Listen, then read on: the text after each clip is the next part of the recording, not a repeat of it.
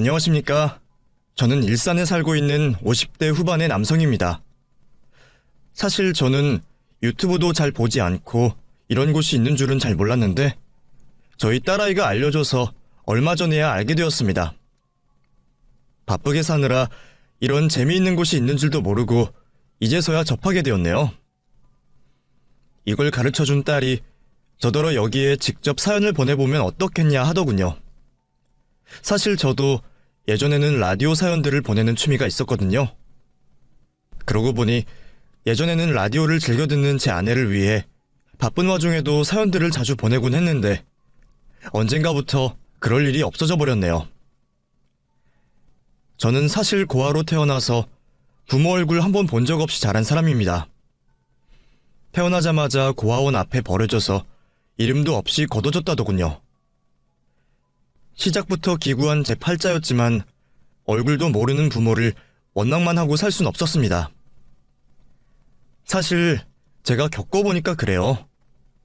부모를 탓하고 미워하는 것도 일면식이라도 있어야 하는 거지. 저처럼 부모라는 존재조차 모르는 사람들은 미워할 대상이 아예 없는 것이거든요. 그래서 그런 건지 어려서부터 저는 자책을 참 많이 했습니다. 속상하고 안 좋은 일이 있어도 누구를 나무랄 수 없으니 그저 제 스스로를 탓할 수밖에 없었습니다. 내가 고아인 것도 다 내 탓이다. 내게 기회가 없는 것도 다 내가 모자라서 그런 거다 생각하며 지냈죠. 힘든 와중에도 열심히 살면서 꿈을 펼치는 사람들도 있는 반면 저는 자기 혐오에 빠져 노력해볼 생각도 못하고 나이만 먹었습니다. 돈도 없는데 대학도 못 갈 것을 공부해봐야 뭘 하나 싶었고 꿈이라고 꿔봤자 이룰 수도 없다 싶어서 꿈도 가져보질 못했네요. 꿈꾸는 데에는 돈이 드는 것도 아닌데 뭐가 그리 마음에 걸렸던 건지 돌이켜 생각해보면 저는 정말 비겁한 겁쟁이였던 것 같습니다. 솔직히 말하면 계속 버림받고 포기당하면서 상처를 받는 게 너무 싫었어요. 어차피 바라지 않고 원하지 않으면 더 이상 속상할 일도 없을 텐데 내가 무엇 때문에 스스로 상처받는 일을 해야 하나 싶었으니까요. 그게 얼마나 바보 같은 생각인지 저는 너무 늦게 깨닫고 말았습니다. 그렇게 저는 혼자서 고립되어가며 꿈도 목표도 없는 젊은이가 되었습니다. 성인이 되면 시설을 떠나야 했기에 당장 먹고 살 공리를 하며 일을 구해야 했지만 그것도 다 굶어 죽기 싫었을 뿐 뭔가를 하고 싶다는 생각은 없었죠. 그냥 연명하듯이 하루 벌어 하루 먹고 사는 것. 그게 20대의 제 모습이었습니다.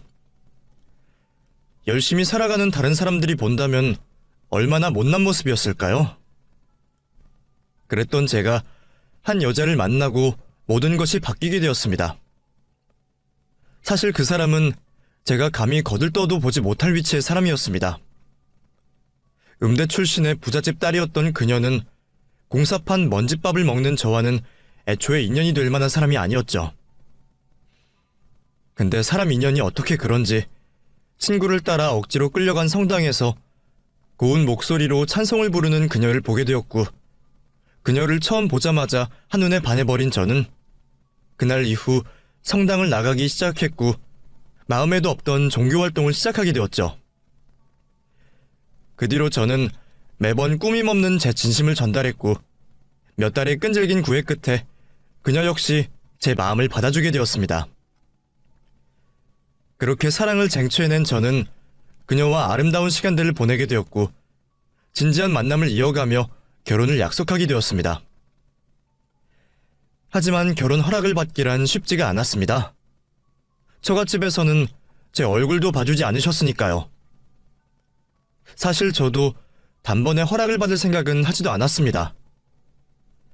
그 사람은 부잣집에서 고생 한번 모르고 자란 무남동녀 외동딸이었고 저는 애미애비도 모르는 공사판 무지랭이였으니까요.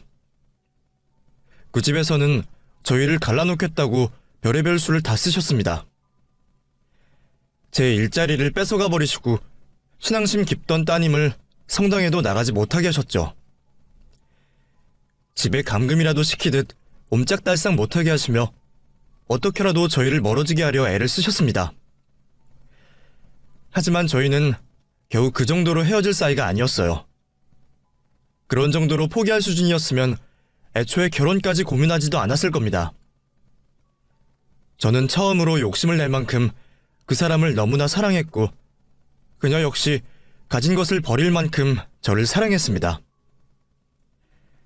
하지만 그런 저희의 마음은 안중에도 없으신지 처가댁에서는 끝내 저희를 반대하셨습니다. 죽겠다고 발악하는 아내의 절규 앞에서도 눈 하나 깜짝하지 않으셨죠. 결국 아내는 집을 나왔고 저희는 부모님의 눈을 피해 둘이서만 결혼식을 올리게 되었습니다. 끝까지 허락을 받아내고 싶었고 저도 사위로서 인정받고 싶었지만 제가 아무리 노력하고 사정을 해도 저를 인정해주지 않으셨네요. 저는 다른 것보다도 아내에게 너무나 미안했습니다. 여태 부모님과 큰 문제 없이 잘 지내왔을 텐데 괜히 나 같은 놈을 만나서 부모와 인연도 끊고 모두의 축복을 받아야 할 결혼식마저 소리 소문 없이 치러야 했으니까요. 너무 미안하고 속상한 마음에 마지막까지 나를 두고 떠나도 된다고 몇 번이나 물었죠. 하지만 겁쟁이인 저와 달리 그녀는 강인한 사람이었고 다 포기하고서라도 저를 선택해 주었습니다.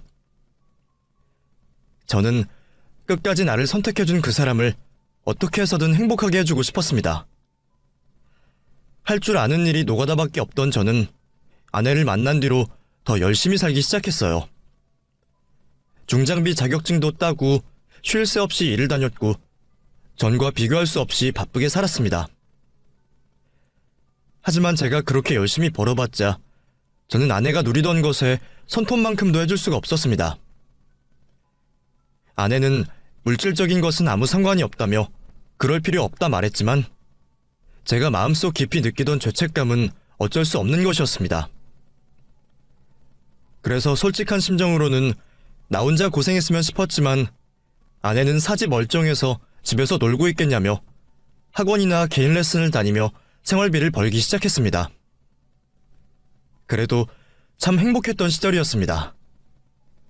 콩 한쪽도 나누어 먹던 우리는 늘 서로에게 가진 것을 양보했고 서로에게 더 많은 마음을 표현하려 노력했죠. 제가 어쩌다 맛있는 것을 얻어 안 먹고 곱게 챙겨가면 별것도 아닌 그걸 받아들고 고맙다며 울던 사람이었습니다. 넉넉한 집에 살았을 때는 그런 건 발에 채워도 먹지 않았을 사람이 내가 자기를 생각해서 챙겨준 것이 그렇게 고맙다며 다른 건 바라지도 않던 사람이었습니다.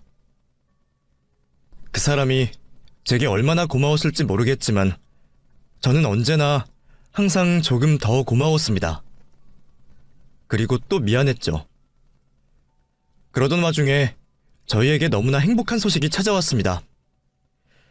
저희 두 사람 사이에 예쁜 딸이 생기게 된 것이었죠. 내가 아빠가 된다니 저는 더 이상 바랄 것이 없을 정도로 행복했고 아내와 저는 그 아이를 위해 뭐든지 하기로 약속했습니다. 아이가 생긴 이상 저도 무언가 대책이 필요하다 싶었습니다. 출산과 육아를 하려면 아내가 일을 그만둬야 할 것이고 그러면 저 혼자서 새 식구 넉넉히 살만할 정도로 벌어야 했으니까요. 게다가 애까지 생긴 와중에 새빵살이를 할 수도 없었죠. 제가 그런 고민을 하던 와중에 처가댁에서 연락이 왔습니다. 아내가 아이를 가졌다는 소식을 어찌 아시고 아내에게 저 몰래 연락을 해오셨더군요. 그래도 내심 손녀 소식에 마음이 돌아서진 않으실까 기대했는데 제가 너무 오만했습니다. 장인어른은 아내에게 아이를 위해 저와 헤어지고 집으로 돌아올 것을 당부하셨습니다. 저 같은 애비 밑에서 애가 제대로 자랄 수는 없다고 말입니다. 하지만 이번에도 아내는 저를 택해 주었습니다. 사실 아이의 앞날이 달린 일이라 더 고민이 많았을 텐데 아내는 아이에게 가장 중요한 것은 물질적 풍요가 아닌 부모의 사랑이라며 아이를 위해서라도 우리가 함께하는 게 맞다 말해주었습니다. 그 말에 용기를 얻은 저는 그 뒤로 작은 사업을 시작했습니다. 그동안 이래저래 돈 벌궁리를 해보긴 했지만 남의 밑에서 일을 해서는 큰 돈을 벌 수가 없었습니다. 그렇다고 내 주제에 무슨 사업이냐 생각했었는데 결국 큰 돈을 만지려면 저도 큰 위험을 감수해야겠더군요. 그리고 제가 사업을 할 수 있도록 용기와 희망을 가지게 된 것은 모두 아내와 제 딸 덕분이었습니다. 공사 현장에서 일을 하다 보면 늘 안전장비가 아쉽곤 했는데 제 경험과 불편해서 착안하여 장비를 만들게 되었고 그게 제가 지금 하고 있는 사업의 모태가 되는 일이었네요. 처음에는 작은 창고 하나 얻어다가 아름아름 배워 만들던 저는 현장을 직접 다니며 납품처를 뚫고 다녔고 조금씩 소문이 나기 시작하면서 그 뒤로 사업을 키워 제대로 일을 시작하게 되었습니다. 덕분에 딸아이가 태어나고 몇 년 뒤에는 제대로 된 집으로 이사도 가고 아이를 위해 해줄 수 있는 것도 많아졌습니다. 가족들을 위해 사업을 열심히 키워가며 저도 드디어 제대로 가장 노릇한다는 얘기를 할 수 있게 되었고 이제서야 아내를 위해 뭐든 해줄 만한 여유가 생겼다 생각했습니다. 하지만 그땐 너무 늦었네요. 늘 제 옆에서 기다려줄 거라 생각했던 아내에게 병마가 찾아오고 말았습니다. 아내와 함께 병원을 찾았던 저는 그 상황을 도저히 받아들일 수 없었고 오히려 나를 달래는 아내가 가여워 한참을 울었습니다. 자신이 가장 힘들 그 상황에서도 아내는 끝까지 저와 딸아이 걱정만 했어요. 여보, 이건 우리가 어떻게 할 수 있는 일이 아니야. 그러니까 너무 슬퍼하지 마. 여보, 우리 채윤이 당신 혼자 잘 키울 수 있지? 누구보다 가족을 사랑하고 우리 딸을 아껴주는 사람이잖아. 당신한테 그 많은 짐을 지어서 미안해. 그래도 당신이라면 잘할 거야. 여보, 꼭 우리 딸 지켜줘. 부탁해. 그 뒤로 저는 아내 없이 홀로 딸아이를 키웠습니다. 아내가 먼저 떠난 이후로는 엄마 아빠 두 명의 몫을 해야 했습니다. 많이 모자란 아빠였지만 저는 제가 해줄 수 있는 것은 무엇이든지 딸에게 해주고 싶었어요. 그렇게 저는 아내를 먼저 보낸 후회 속에 살면서 하나뿐인 딸은 어떻게든 고생시키지 않겠다 생각했습니다. 하고 싶다는 거, 갖고 싶다는 거 안 챙겨본 적 없었고 옆에서 늘 든든한 지원군이 되어주고 싶었습니다. 나는 고아라서 부모 사랑은 잘 모르지만 내 아이만큼은 많이 사랑받고 엄마 없이도 제게 위로를 받았으면 좋겠다 생각했네요. 그렇게 예쁘게 자란 딸아이는 사춘기 한 번 없이 착하게 잘 자라 사회인이 되었고 어느새 결혼하겠다는 남자를 집에 데려왔습니다. 언젠가는 그런 날이 올 거라 예상하고 있었지만 아직은 마음의 준비가 되어 있지 않았습니다. 솔직히 세상 누구보다 귀한 내 딸인데 그런 딸이 누구를 데려온들 별로 달갑지 않았죠. 아빠, 인우 씨 정말 좋은 사람이야. 아빠도 분명 좋아할 거야. 그거야 직접 봐야 알겠지. 솔직히 어떤 대단한 놈인들 우리 채윤이한테 부족하지 않겠니? 아빠도 참. 아빠가 아무리 딸바보라지만 인우 씨 학벌도 좋고 사람도 좋고 무엇보다 나를 정말 사랑하고 아껴주는 사람이야. 그러니까 괜히 트집만 잡지 말고 좋게 봐줘. 알았지? 채윤이는 제가 혹시라도 예비 사위에게 못마땅한 말이라도 할까 걱정이었던 모양입니다. 물론 성에 차진 않겠지만 저도 한때 반대당한 입장이라 그런지 딱히 반대를 하거나 흉볼 생각은 없었습니다. 그래도 다행히 사위의 첫인상은 나쁘지 않았습니다. 채윤이 말처럼 반듯한 집에서 잘 자란 자식 같더군요. 괜찮은 학벌에 회사 생활도 열심히 하고 있다니 내 딸 데려가서 굶길 일은 없을 것 같았고 사실 조건으로만 따진다면 흠잡을 구석은 별로 없어 보였습니다. 딸애가 좋다니 애초에 반대할 생각도 없었지만 긴장해서 그런지 예의 바르고 조용한 모습에 그래도 큰 걱정은 하지 않아도 되겠다 싶었죠.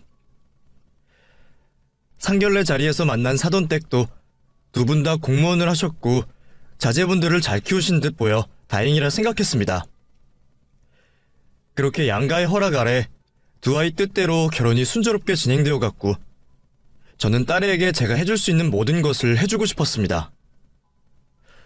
사실 딸애는 많은 걸 바라지 않았고 신혼집도 결혼 준비도 지들 힘으로 하겠다 말했지만 요즘 젊은 사람들이 부모 도움 없이 결혼하기가 어디 쉬운 일인가요? 그런데도 딸아이는 한사코 괜찮다며 거절하곤 했어요. 하지만 저도 딸이 고생하는 꼴은 보고 싶지가 않았습니다. 그런데 그때 사위가 저를 찾아와 먼저 도움을 구하더군요. 아버님, 사실 예전부터 채훈이가 결혼은 저희들 힘으로 하자 말했었고 저도 웬만하면 저희들 힘으로 하고 싶은데 요즘 금리도 너무 높고 대출을 받는다고 해도 집을 구하기가 너무 어려워서요. 상황이 제 생각보다 쉽지가 않네요. 저희 형편에 맞는 집들은 하나같이 형편없고 그런 곳에서 채훈이가 잘 지낼 수 있을지 걱정이 되었어요. 저 그래서 말인데 혹시 장인어른이 저희한테 도움을 좀 주실 수 없으실까요? 물론 채훈이한테는 비밀로 하고 말입니다. 애들이 아무리 열심히 살았다고 한들 요즘 사람들이 집값 감당하기 어디 쉽겠습니까? 저도 그게 걱정이었는데 사위가 먼저 도움을 구하더군요. 저야말로 제 딸을 고생시키기 싫었기에 사위의 그 부탁을 흔쾌히 들어주기로 했습니다. 제가 도와줬다고 하면 난리를 칠 게 뻔한지라 사위가 알아서 적당히 둘러대겠다 했죠. 덕분에 아이들은 더 힘들게 발품 파지 않고 괜찮은 신혼집을 얻을 수 있었고 그제서야 걱정되던 제 마음도 조금 놓였습니다. 사위가 집 사는데 많이 보탰다고 생각해서 그러는지 처음에는 혼수해준다는 것도 거절하던 딸이 제가 혼수를 넣어주겠다는 말을 굳이 거절하지 않더군요.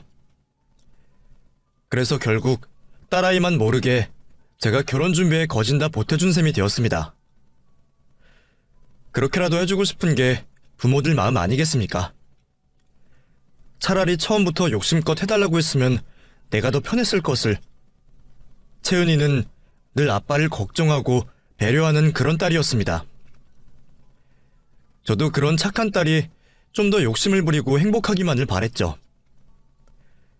그렇게 하나뿐인 딸아이를 시집 보낸 뒤로 저는 적적한 일상을 보내게 되었습니다. 딸아이가 출가를 하고 나자 그 빈자리가 너무나 크게 느껴졌던 저는 제 욕심 같아서는 매주 놀러오라 하고 싶었지만 저도 주책맞게 굴고 싶진 않았습니다. 애들도 신혼인데 자기들끼리 재밌어야지 않겠습니까? 근데 얘들이 우리 집에는 한 달에 한 번쯤 오면서 사돈댁에는 거의 매주 드나든다는 것을 듣고는 저도 기분이 상하더군요. 상황을 보아하니 시댁에서 자꾸 애들을 오라가라 하는 것 같은데 결혼한 지 얼마 안 된 제 딸은 시댁 눈치 보며 매주 그 댁으로 가야 했고 그러다 보니 바쁜 딸아이가 저를 보러 오는 일이 쉽지 않았던 겁니다. 심지어는 사위마저 바쁘다고 혼자 와서는 괜히 내 눈치까지 보는 것을 보고 속상한 마음까지 들었죠.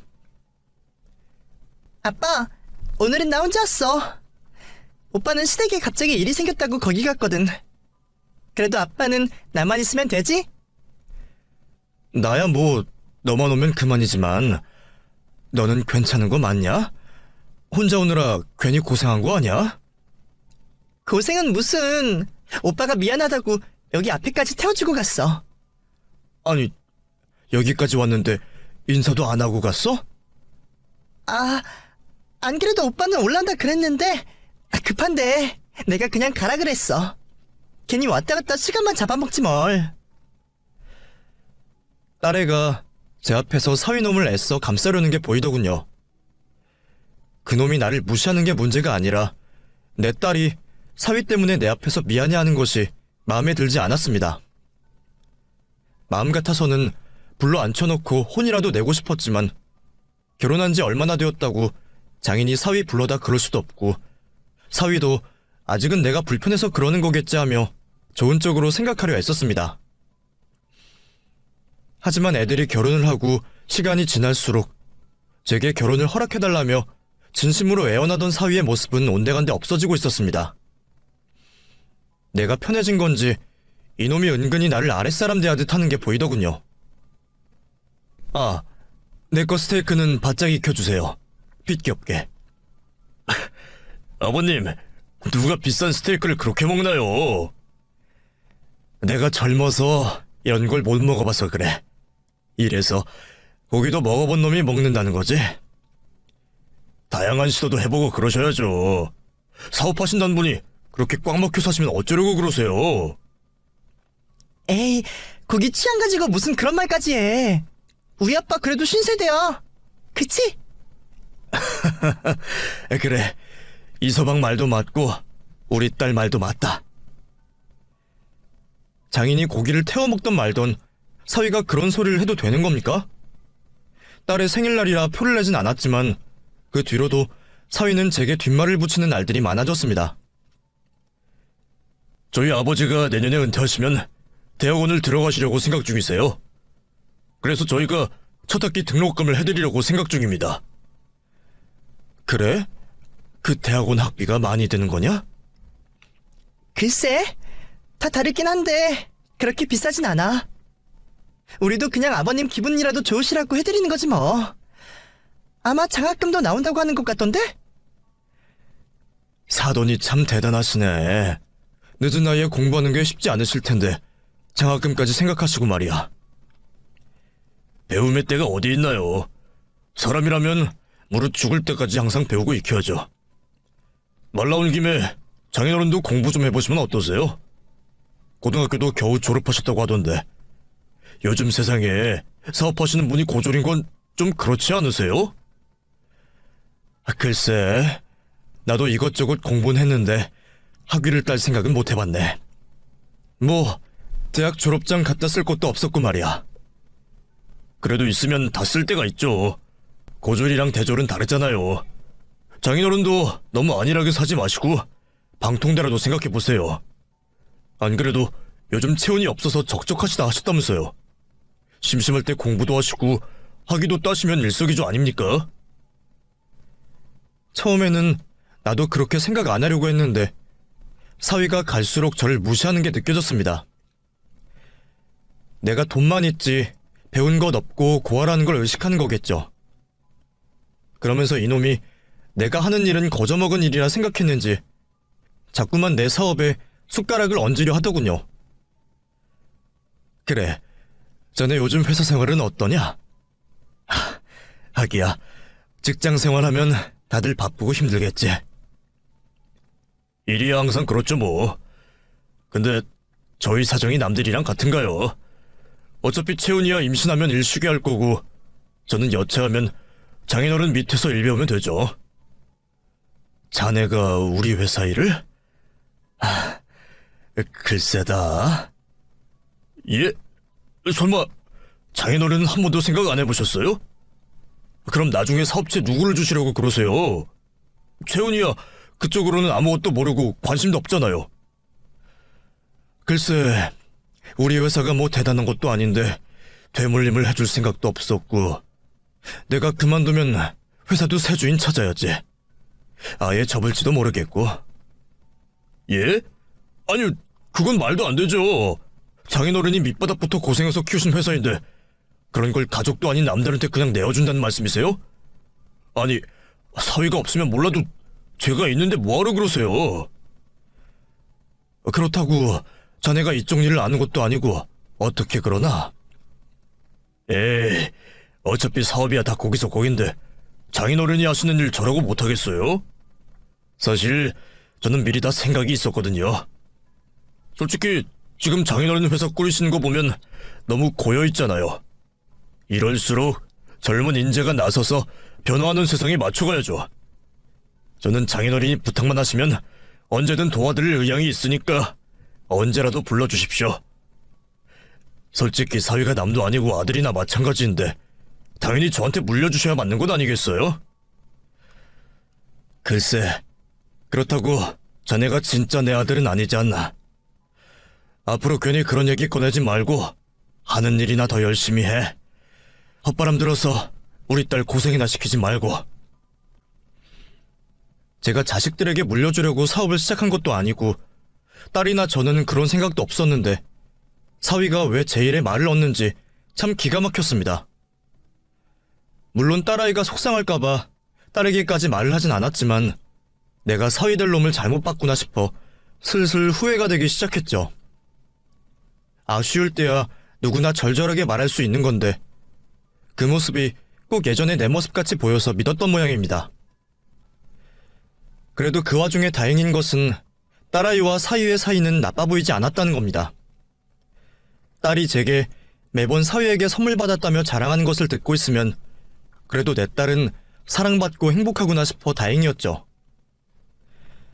사위가 장인 무서운 줄 모르고 버릇없이 굴어도 지들끼리 좋고 내 딸만 사랑하고 아껴준다면 저는 그것보다 더한 것도 참을 수가 있었습니다. 내 면전에다가 욕을 해도 괜찮을 정도였죠. 그런데 어느 날 저는 너무 충격적인 모습을 보고야 말았습니다. 운전을 하다가 사위가 옆에 웬 여자를 태우고 다정하게 지나가는 모습을 보게 되었거든요. 멀어서 제대로 보진 못했지만 옆에 나란히 앉아서 웃고들 있는 것을 보니 그냥 흔한 사이처럼 보이진 않았습니다. 그 광경을 보고 너무 충격을 받은 저는 이 일을 어떻게 해야 하나 한참 고민을 하다가 결국 딸아이에게 얘기를 꺼낼 수밖에 없었습니다. 채윤아, 이서방이랑 너랑 무슨 일 있냐? 사이 좋아? 무슨 일이야? 왜? 신혼인데 설마 싸우기라도 했을까봐? 그게 아니라 내가 얼마 전에 이서방이 옆에 웬 여자를 태우고 가는 걸 봤는데 말이다. 그냥 아는 사이는 같지 않고 너무 다정해 보이는 것이 둘 사이가 영 심상치 않아 보이던데 이거 괜찮은 거 맞냐? 저는 혹시 몰라 찍어둔 사진까지 딸에게 보여주었습니다. 아, 이 사람 나도 아는 사람이야. 오빠 회사 동료거든. 둘이 입사 동기라서 워낙 친하고 그건 아마 일 때문에 같이 차 타고 가는 걸 거야.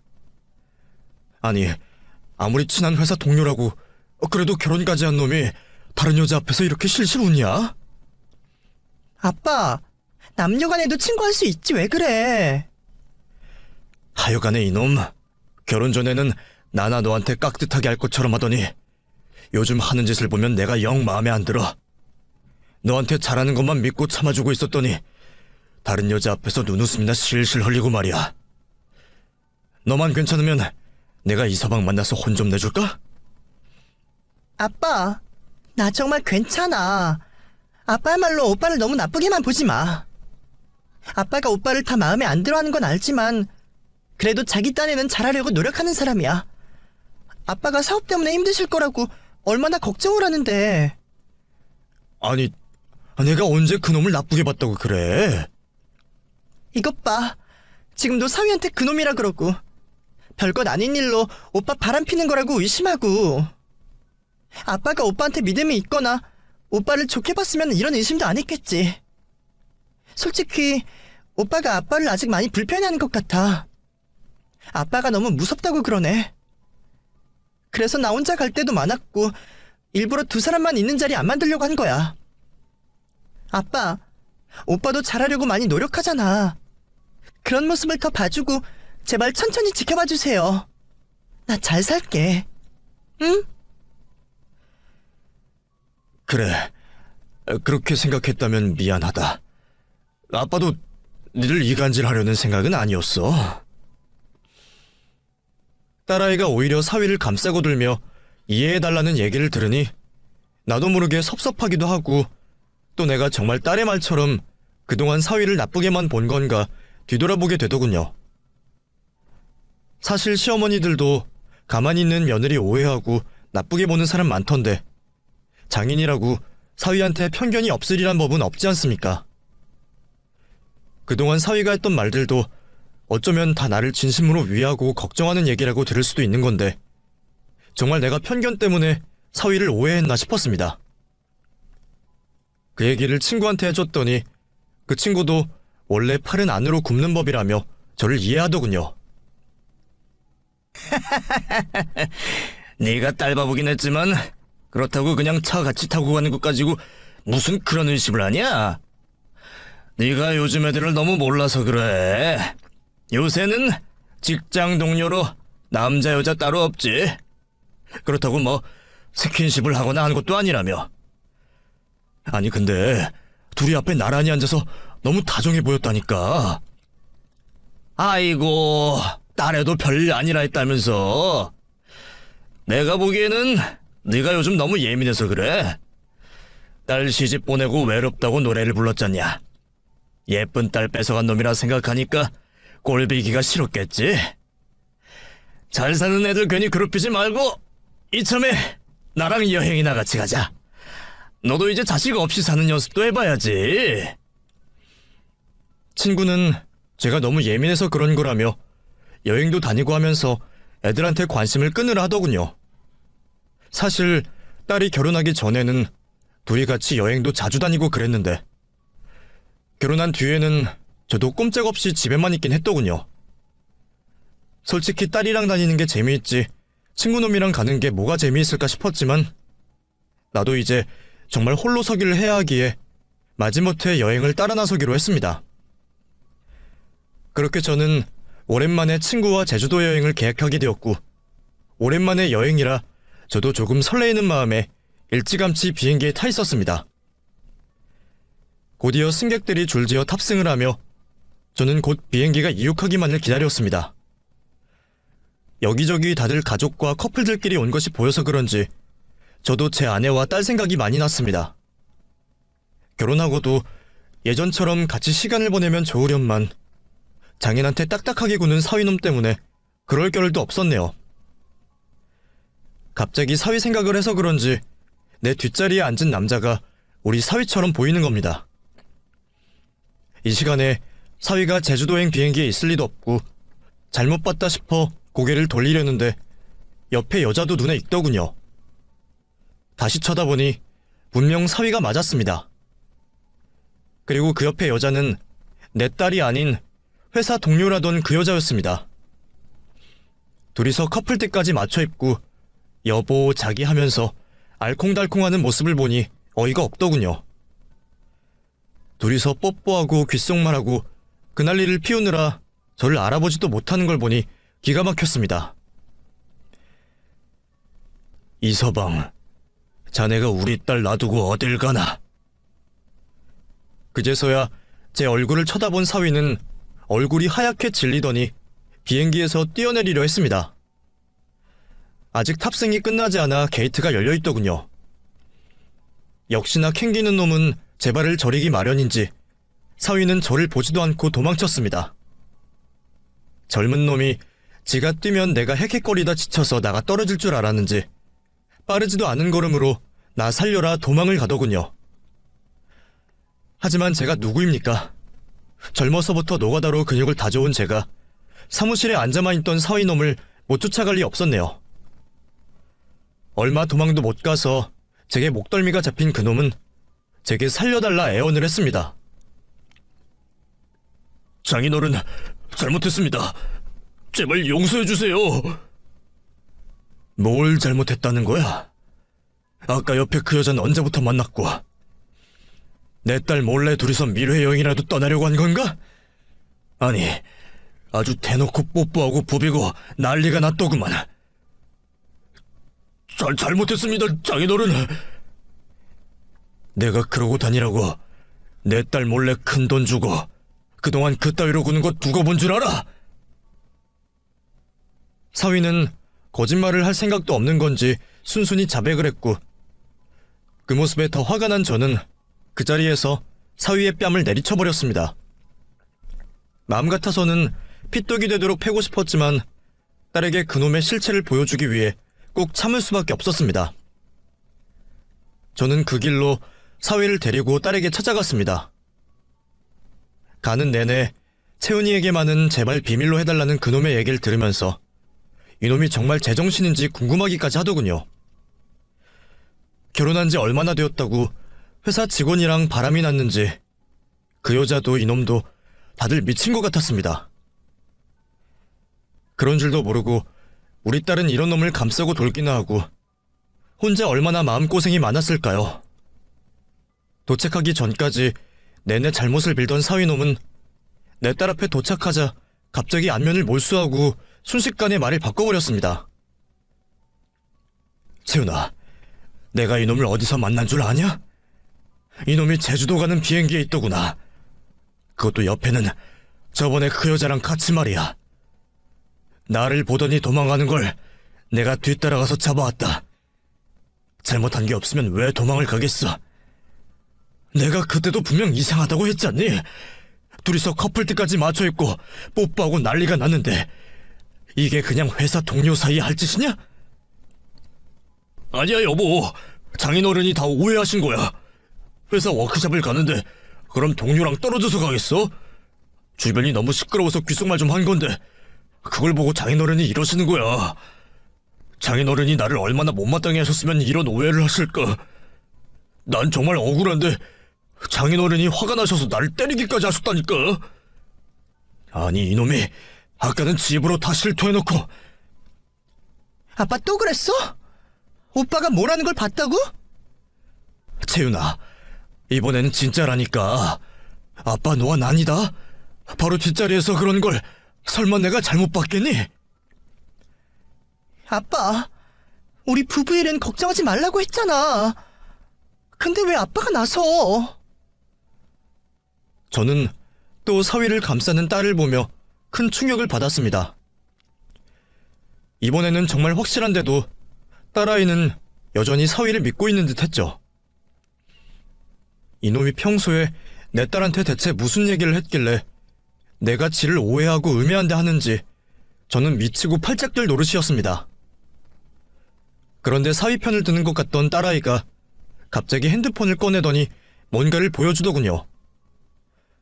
갑자기 왜 그러는가 들여다봤더니 그 안에는 사위와 그 여자의 외도 증거들이 들어있었습니다. 모텔 앞에서 찍힌 사진들과 차 안에서 키스하는 모습까지 누가 봐도 외도가 확실한 모습들이었죠.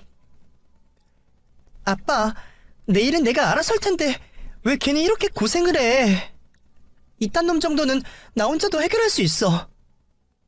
그리고 나 아빠한테 미안해서 그동안 말 못했단 말이야. 근데 아빠가 이렇게 다 알아버리면 나 아빠한테 창피하고 죄송해서 어떡해. 뭐? 그럼 채훈이 너는 그동안 이놈 일을 다 알고 있었던 거야? 나도 처음부터는 아니었어. 좀 이상하다 싶긴 했지만 이 인간이 워낙 거짓말을 잘해야 말이지. 매번 회사 동료라면서 나를 예민한 사람 취급해서 나도 도리가 없었거든. 근데 아빠가 나한테 말해주고 그 뒤로 쫓아다녔지. 그랬더니 이러고 다녔더라고. 여보, 그거 다 오해야. 내가 설명할 수 있어. 오해? 뭐가 오해야? 왜? 너는 회사 동료랑 키스하고 모텔 다닌다고 변명할 거니? 아니, 그게 아니라 그래, 술김에 키스한 적은 있어. 근데 정말 딱 한 번이었고 모텔을 간 건 술 마시다가 잠시 술 좀 깨려고 들어간 거야. 당신 내가 취해서 들어온 거 싫어했잖아. 말도 안 되는 변명을 정성스레 하는 사위놈을 보니 갑자기 애잔한 생각이 들었습니다. 얼마나 멍청하면 도움도 안 될 그런 소리를 지 입으로 짓거릴까 싶어서 말이에요. 딸아이 표정을 보아하니 저와 같은 생각인 듯 싶었습니다. 처음에는 딸이 불쌍해서 그놈을 죽여버리고 싶었는데 차분하게 할 말을 하는 딸애를 보니 저도 덩달아 진정이 되더군요. 딸아이는 더 들을 생각도 없다며 그놈 입을 다물게 했고 준비해놨던 이혼 서류를 내밀며 미리 싸둔 짐을 들고 나왔습니다. 오늘도 네가 그년이랑 여행 가는 거 다 알고 있었어. 아니, 아무리 멍청해도 그렇지 바람난 여자랑 여행하는 놈이 가족 카드로 결제를 해? 내가 웃으면서 얘기하니까 성질도 없는 바보인 줄 알았어. 이혼 서류에 도장 찍어서 보내고 이 집에서 일주일 내로 네 짐 다 뺏어 나가. 집 팔기로 하고 부동산 내놨으니까. 뭐? 아니, 아무리 그래도 공동명의 집을 왜 당신 마음대로 해? 지금 이 집이 얼마인 줄이나 알아? 여기 갖고만 있으면 더 오를 거라고. 올라봤자 거기 네 몫이 얼마나 되겠어. 어차피 여기 네 돈 들어간 건 얼마 없지 않니? 우리 아빠한테 돈 받아놓고 너는 시댁에서 해주셨다고 나한테 생생 엄청 냈지? 그러면서 우리 아빠한테는 한번 가자는 얘기도 안 하고 시댁만 끌고 다니고. 네가 바람핀 거 알기 전부터 그것 때문에 완전히 정 떨어졌어. 근데 분수도 모르는 놈이 바람까지 펴? 너 같은 놈을 만난 게 내 인생의 제일 큰 실수다. 딸아이는 그 길로 짐을 들고 저와 함께 집으로 돌아갔고 그제서야 제 앞에서 눈물을 보였습니다. 아가, 울지 마. 네가 잘못한 거 하나도 없어. 알아. 나도 내가 불쌍해서 우는 거 아니야. 아빠한테 너무 미안해서 우는 거야. 네가 나한테 미안할 게 뭐가 있어. 좋은 남자 만나서 행복하게 잘 사는 모습 보여주고 싶었는데 계속 못난 모습만 보였잖아. 근데 나도 정말 몰랐어. 연애 때는 얼마나 나한테 끔찍했다고. 아빠 같은 사람인 줄 알았는데 아니었어. 내가 왜 몰랐을까? 그런 내가 너무 바보 같고 죄스러워. 아니야. 네 잘못이 아니야. 채윤아, 사람 속은 누구도 다 알 수가 없는 거야. 게다가 처음부터 본색을 드러내는 놈이 어디 있겠니? 그래도 늦지 않게 알아서 다행이라 생각하자. 응? 제게 미안하다며 우는 아이를 보니 제 마음이 찢어질 것 같았습니다. 그게 어떻게 딸아이 잘못이겠나요? 잘못을 따지자면 바람난 그놈이 제일 나쁜 놈이고 그 다음은 같은 남자로서 그런 놈 본색 하나 못 밝힌 제 죄가 크겠죠. 딸아이는 하루빨리 합의 이혼을 하고 싶어 했지만 그놈은 뭘 더 바라는 게 있는지 이제와 헤어지지 못하겠다며 고집을 부렸습니다. 결국 참다 못해 터져버린 딸은 사위의 회사로 찾아가 사위와 내연녀의 외도 사실을 퍼뜨려버렸습니다. 한 사무실에서 일하던 그 두 인간은 하루아침에 봉변을 당했고 어찌되었는지 둘 다 퇴사를 하고 헤어졌다 하더군요. 그 뒤로 결국 이혼 소송을 준비하게 되었고 딸은 상간녀와 사위에게 위자료까지 받아내며 사위와 깔끔하게 이혼을 할 수 있게 되었습니다. 괜히 이혼 때문에 상심하는 건 아닌가 했던 제 걱정과 달리 딸아이는 오히려 개운하다며 제 앞에서 웃어 보였죠. 물론 제 걱정 때문에 일부러 더 그러는 거라 생각하긴 했지만 저도 딸아이를 위해 모른 척하고 넘어가기로 했습니다. 원래 억지로라도 웃다 보면 정말 즐거워지는 법이라지 않습니까? 우리도 아무렇지 않아 하다 보면 언젠가는 정말 아무렇지 않아지는 날이 오겠죠. 그 뒤로 딸아이는 이직까지 하며 새 인생을 살기로 마음먹은 듯 보입니다. 지금은 오히려 혼자가 편하다며 저더러 자꾸만 놀아달라 하네요. 솔직히 딸애만 괜찮다면 저는 딸이 어떤 삶을 선택하든 응원해주고 싶습니다. 무슨 일을 하고 누구를 만나든 딸이 행복해야 저도 행복하니 말이죠. 물론 한번 잘못된 실수를 하긴 했지만 사람은 다 실수를 하고 살아가는 법이지 않습니까? 그럼에도 우리에게는 서로가 있으니 어떤 큰일 앞에서도 다시 일어날 수 있을 거라 믿고 있습니다.